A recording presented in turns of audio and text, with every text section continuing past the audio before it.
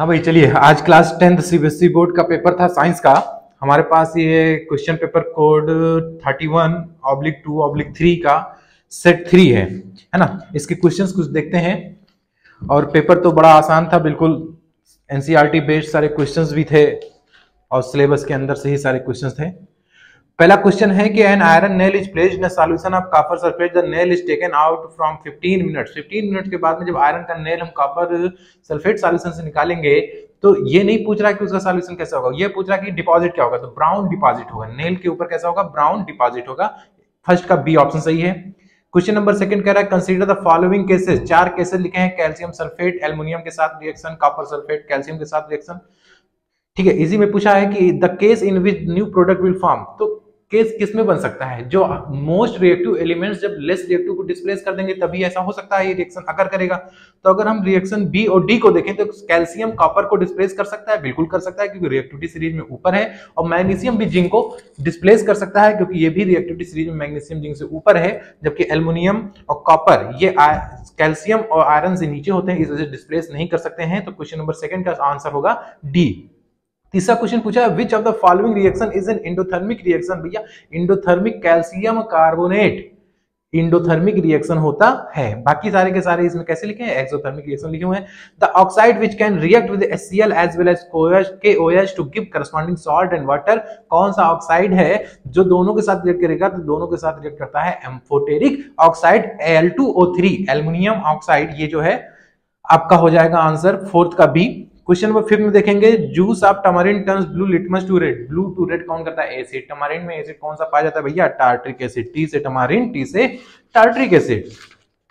Question number 6 की बात करेंगे consider the following statement about the homologous series of carbon compounds. 4 statement लिखे हुए हैं, ए और बी स्टेटमेंट को देखेंगे।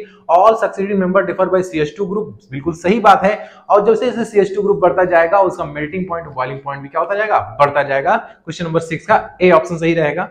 क्वेश्चन नंबर 7 पहचानना, बार बार हम बोल रहे थे ऐसा क्वेश्चन बनता है ऑक्सीडाइजिंग एजेंट पहचानने के लिए, रिड्यूसिंग एजेंट पहचानने के लिए। जिसका ऑक्सीडेशन होगा जिसका ऑक्सीडेशन होगा उसको ऑक्सीडाइज कराने के लिए कोई दूसरा होगा, इसका मतलब वो क्या हो गया, ऑक्सीडाइजिंग एजेंट होगा। और जिसका रिडक्शन होगा उसको रिड्यूस कराने के लिए दूसरा कोई होगा, उसका मतलब वो क्या हो जाएगा, रिड्यूसिंग एजेंट हो जाएगा। क्वेश्चन नंबर 7 का सी ऑप्शन देखिए, SO2 is oxidising agent and H2S is reducing agent. Question number 7 का सी। क्वेश्चन नंबर 8 बिल्कुल NCERT based question, bryophyllum. Question number 8 का डी ऑप्शन सही रहने वाला है। क्वेश्चन नंबर 9 में पूछ रहा है कि इनमें से कौन से पेयर में रहेंगे। भैया देखो ओवरी भी पेयर में होता है, टेस्टिस भी पेयर में होता है, एड्रिनल ग्लैंड भी किडनी के ऊपर कैप लाइक स्ट्रक्चर होता है जो एड्रिनल ग्लैंड का, वो भी कैसा होता है, पेयर में होता है। पिट्यूटरी जो है वो पेयर में नहीं होता है, 2 लोग होते हैं वो अलग बात है। तो क्वेश्चन नंबर 9 का ए ऑप्शन सही रहेगा। क्वेश्चन नंबर 10 की बात करें, in human respiratory system when a person breathe in मतलब इनहेल करेंगे, जब एयर को हम लेंगे इंस्पायरेशन, तो इंस्पायरेशन में क्या होता है, जब सांस लेंगे सीना क्या हो जाएगा, ऊपर आ जाएगा। ठीक है, रिब्स जो हो जाएंगे ऊपर की ओर उठ जाएंगे और डायफ्राम जो होता है वो नीचे की ओर जाएगा, मतलब फ्लैट हो जाएगा। तो क्वेश्चन नंबर 10 का बी ऑप्शन सही रहने वाला है। क्वेश्चन नंबर 11 की बात करें, 4 स्टेटमेंट लिखे हुए हैं, इसमें स्टेटमेंट बी और सी को देखेंगे कि left atrium transfer oxidated blood to left ventricle which sent to various part of the body. सही बात है, लेफ्ट साइड में जो होता है सारे के सारे ऑक्सीडेटेड ब्लड रहते हैं, वही सेल्स में जाता है, शरीर के पार्ट्स में जाएगा, बॉडी के पार्ट्स में जाएगा। और जबकि सी ऑप्शन की बात करें तो right atrium receive deoxidated blood through vena cava from upper and lower body. ये भी बात बिल्कुल सही है, राइट तरफ जो होता है वो डीऑक्सीडेटेड ब्लड को रिसीव करता है थ्रू वेना कावा। क्वेश्चन नंबर 11 का सी ऑप्शन सही रहेगा। क्वेश्चन नंबर 12 की बात करें, यहां पे पूछा गया है कि a cross made between 2 P plants 50% tall 50% short.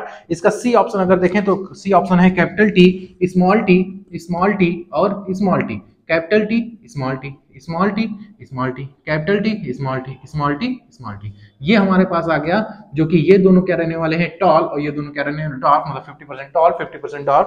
Question number 12 का सी ऑप्शन सही हो जाएगा। क्वेश्चन नंबर 13, ये VI ग्राफ दे रखा है, R1 R2 R3 पूछा है, तो देखिए भैया जिसका रेजिस्टेंस ज्यादा होगा करंट का फ्लो उसमें क्या होगा, कम होगा। 13 का सी। 14 की बात करें तो कह रहा है maximum resistance of network 5 resistor है 1/5 ओम के, मैक्सिमम रेजिस्टेंस कब हो सकता है भैया, सीरीज में जोड़ दो, रेजिस्टेंस ज्यादा से ज्यादा हो जाएगा 1/5 1/5 1/5 1/5 1/5। 5/5 कट के क्या आ जाएगा आंसर 1 ओम। क्वेश्चन नंबर 14 का ए ऑप्शन सही रहने वाला है। क्वेश्चन नंबर 15 की बात करें, स्पीड ऑफ लाइट, बिल्कुल इजी सा क्वेश्चन आ गया। 3 × 10 की पावर 8 मीटर पर सेकंड और मीडियम में है 2.25 × 10 की पावर 8 मीटर पर second. Mu is equal to c/v, c की वैल्यू रखेंगे, v की वैल्यू रखेंगे, म्यू की वैल्यू निकल के आ जाएगा कितना 4/3। 15 का सी आंसर सही रहने वाला है। क्वेश्चन नंबर 16 की बात करें तो state the following statement, 4 statement फिर से लिखे हुए हैं। इनमें से अगर ए और सी को देखेंगे तो a fuse in current prevent damage to the circuit to the, बिल्कुल सही बात है ये कि फ्यूज वायर को इसलिए यूज किया जाता है कि ओवरलोडिंग की वजह से डैमेज ना हो।